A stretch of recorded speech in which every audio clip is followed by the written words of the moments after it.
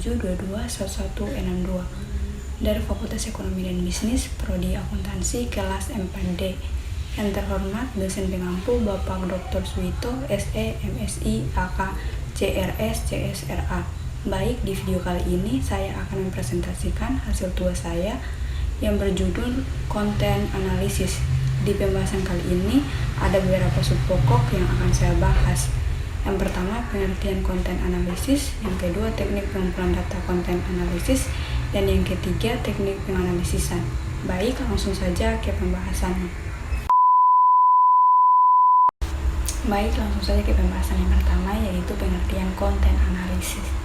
Konten analis merupakan materi yang disusun untuk memberikan pemahaman mendalam tentang suatu topik atau isu tertentu.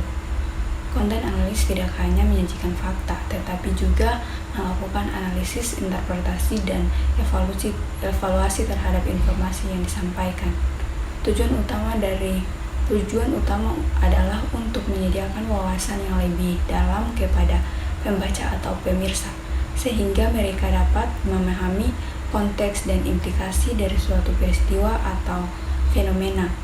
Dalam konten analis, penulis atau pembicara biasanya menyajikan argumen-argumen yang didukung oleh bukti-bukti atau data yang relevan. Mereka juga dapat menggunakan teori-teori atau kerangka kerja konseptual untuk menjelaskan fenomena yang diamati atau menganalisis tren yang sedang berlangsung. Dengan demikian, konten analis tidak hanya berfokus pada yang terjadi, tetapi juga mengapa dan bagaimana hal tersebut terjadi, serta implikasinya bagi berbagai pihak yang terlibat. Selain itu, konten analis seringkali mempertimbangkan sudut pandang yang berbeda dan mengidentifikasikan sebagai perspektif yang relevan terhadap suatu topik. Ini membantu pembaca atau pemirsa untuk mendapatkan pemahaman yang lebih kaya dan menyeluruh tentang kompleksitas dari suatu isu. Dengan menyajikan berbagai argumen dan pendapat, konten analis dapat merangsang pemikiran kritis dan memungkinkan orang untuk membentuk pandangan yang lebih informasi dan berpikir luas. Baik, selanjutnya pembahasan yang kedua yaitu teknik pengumpulan data konten analis oleh seorang analisis biaya melibatkan beberapa langkah seperti 1. Identifikasi sumber data yang relevan seperti laporan keuangan, artikel, presentasi, dan data internal perusahaan. Yang kedua, pengumpulan data dari sumber tersebut menggunakan metode seperti pencarian online, wawancara dengan ahli, atau analisis dokumen. Yang ketiga, evaluasi dan validasi keandalan data yang dikumpulkan untuk memastikan akurasi dan keabsahannya. Yang keempat, organisasi dan mengelompokkan data sesuai dengan kebutuhan analisis, misalnya menggunakan spreadsheet atau database. Yang kelima, analisis data untuk menemukan pola tren dan wawasan yang dapat digunakan untuk membuat keputusan atau rekomendasi. Selain itu, seorang analis konten juga perlu memiliki keterampilan dalam interpretasi dan dokumentasi data, serta memastikan kepatuhan terhadap standar etika dan privasi dalam pengumpulan dan penggunaan data. Baik, selanjutnya pembahasan yang terakhir yaitu teknik penganalisisan. Konten analisis melibatkan beberapa langkah sistematis termasuk yang pertama, pemahaman konteks, memahami latar belakang dan tujuan analisis konten untuk mengarahkan proses dengan lebih baik.